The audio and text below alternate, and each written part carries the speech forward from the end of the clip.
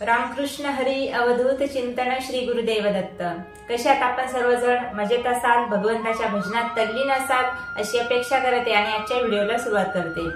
बघा, आपण घरातून बाहेर पडल्यानंतर अनेक ठिकाणी जातो। कधी कधी जिथे जास्त निगेटिव्ह ऊर्जा असते, म्हणजेच जिथे नकारात्मक शक्ती जास्त असते, त्या ठिकाणी सुद्धा आपल्याला जावं लागतं। म्हणजेच स्मशान असेल, एखाद्याच्या अंत्यविधीला आपल्याला जावं लागत असतं, किंवा ज्या ठिकाणी खूप गर्दी आहे अशा ठिकाणी सुद्धा आपल्याला जावं लागतं। लग्न समारंभ असेल किंवा बाजार वगैरे आणायचा असेल तरी सुद्धा आपल्याला लोकांमध्ये जावं लागतं। म्हणजे ज्या ठिकाणी काय असते, अनेक विचारांची गर्दी असते, नाही का। जेवढे लोक, जेवढे डोके तेवढे विचार, आणि प्रत्येकाच्याच डोक्यामध्ये, प्रत्येकाच्याच मनामध्ये सकारात्मक विचार असेलच असं नाही। तर हे अनेक विचार घेऊन आपण आपल्या घरी येत असतो। आणि बघा तुम्ही, ज्यावेळी सर्वात अगोदर आपण सकाळी घरातून बाहेर पडतो तेव्हा किती फ्रेश असतो, किंवा ड्युटीला जायचं असेल, नाही का, जॉबसाठी जात असतो आपण, तेव्हा सुद्धा उठल्यानंतर स्नान वगैरे करतो, नाश्ता वगैरे करतो, आणि जेव्हा घराच्या बाहेर निघतो त्यावेळी एवढी सकारात्मक जी पॉवर आहे ती आपल्यामध्ये असते। म्हणजेच आपलं मन जे आहे ते उत्साहित असतं। पण जेव्हा आपण घरी येतो, नाही का, संध्याकाळी घरी येतो किंवा अनेक गर्दीच्या ठिकाणातून आपण जेव्हा आपल्या घरी येतो त्यावेळी मात्र आपण पार गळून गेलेलो असतो, नाही का। आपली जी शक्ती आहे ती थोडीशी कमी झालेली आहे असं आपल्याला वाटतं। आपण म्हणतो आज खूप बोर झालो, नाही का। तर याचाच अर्थ काय, आपण ज्या ज्या भागातून घरी येतो, नाही का, त्या भागामध्ये निगेटिव्ह पॉवर जास्त असल्यामुळे ती निगेटिव्ह पॉवर, आपली जी सकारात्मक बुद्धी आहे, नाही का, पॉझिटिव्ह थिंकिंग आहे, त्यावर भारी होत असते, नाही का। आपल्याकडे जी पॉवर आहे, जी ऊर्जा आहे, नाही का, जी चांगली ऊर्जा आहे, पण जास्तीची निगेटिव्ह ऊर्जा आपल्याकडे आकर्षित झाल्यामुळे आपल्याला काय होतं, तर आपलं शरीर जे आहे ते थकल्यासारखं वाटतं, मन जे आहे ते थकल्यासारखं वाटतं, आणि आपण जितक्या उत्साहाने घरातून बाहेर पडतो तितक्याच उत्साहाने आपण घरी येत आल्यानंतर, म्हणजे घरी येतो पण तितका उत्साह मात्र आपल्यामध्ये नसतो, कारण आपण बोर झालेलो असतो, नाही का। शरीर अगदी शिथिल झालेलं असतं आणि खूप थकवा आपल्याला जाणत असतो। तर हे कशामुळे घडतं, तर वातावरणातील जी निगेटिव्हिटी आहे त्याच्यामुळे हे घडत असतं।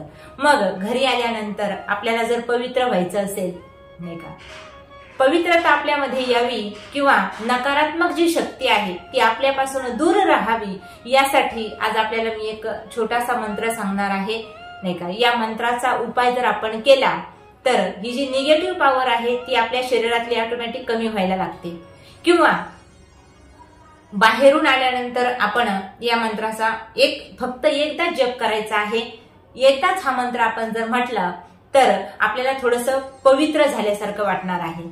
किंवा जेव्हा आपल्याला एखादं पारायण करायचं असेल, जेव्हा देवतांची स्तुती करायची असेल, नाही का, पूजा अर्चना करायची असेल, त्याच्या अगोदर सुद्धा आपल्याला हा मंत्र, नाही का, पवित्र होण्याचा मंत्र फक्त एकदाच बोलायचा आहे। याने काय होईल, आपण जे स्तोत्र म्हणणार आहोत, जे मंत्र म्हणणार आहोत, जी भगवंताची स्तुती करणार आहोत, ती स्तुती दुप्पट चांगली घडेल, नाही का।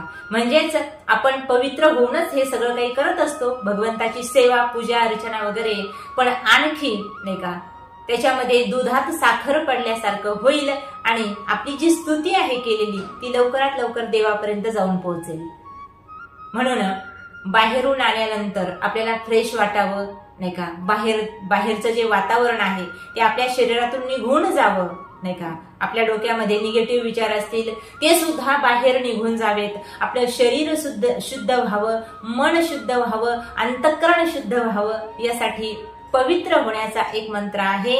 आणि तो मंत्र जर आपण एकदा उच्चारण केला तर खूप उत्साह, नाही का, आपलं जे शरीर आहे ते उत्साहित होईल, आणि कोणतंही काम करायला गेल्यानंतर त्या कामामध्ये आपल्याला यश प्राप्त होणार आहे।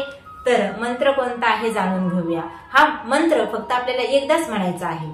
तर पहा, असा मंत्र आहे, अपवित्र पवित्रो वा सर्वावस्थागतोऽपि वा यः स्मरेत पुंडरीकाक्षं स बाह्याभ्यंतरः शुचिः। हा मंत्र आहे, म्हणजे पवित्र होण्याचा हा मंत्र आहे। तुम्ही पूजेच्या अगोदर सुद्धा एक वेळा म्हणा आणि त्यानंतर पूजा करा। बघा, तुम्हाला अतिशय आनंद, जी आपण पूजा करणार आहोत त्यामध्ये सुख, समाधान, आनंद वाटायला लागेल। असाही आनंद वाटतोच आहे, पण तो आनंद द्विगुणित झाल्याशिवाय राहणार नाही। आणि जसं मी अगोदर सांगितलं, तुम्ही बाहेरून आल्यानंतर नाही का हातपाय तोंड स्वच्छ धुवा किंवा स्नान करून सुद्धा हा मंत्र जर एकदा बोललं नाही का, एकदाच बोलायचं आहे, जास्त वेळा याला म्हणायची गरज नाही। तर काय होईल, आपलं मन, अंतःकरण आणि याबरोबर पवित्र होईल ते आपलं शरीर। आणि एकदा शरीर पवित्र झालं की मग बुद्धी पवित्र व्हायला वेळ लागत नाही। म्हणून छोटासा हा मंत्र आहे, एकदाच आपल्याला बोलायचा आहे। कोणतंही शुभ कार्य करताना हा मंत्र आपण उच्चारण करायचा आहे। किंवा मी अगोदर सांगितल्याप्रमाणे गर्दीतून आल्यानंतर, घरी आल्यानंतर आपल्याला पवित्र होण्यासाठी हा मंत्र उच्चारण करायचा आहे। बघा, एकदा तर तुम्ही हा मंत्र उच्चारण करायला लागले तर रोज याची तुम्हाला सवय लागून जाईल आणि तुमच्या जीवनामध्ये आनंद नक्कीच निर्माण होईल। म्हणून हा उपाय एकदा जरूर करून पहा। रामकृष्ण हरी। अवधूत चिंतन श्री गुरुदेव दत्त।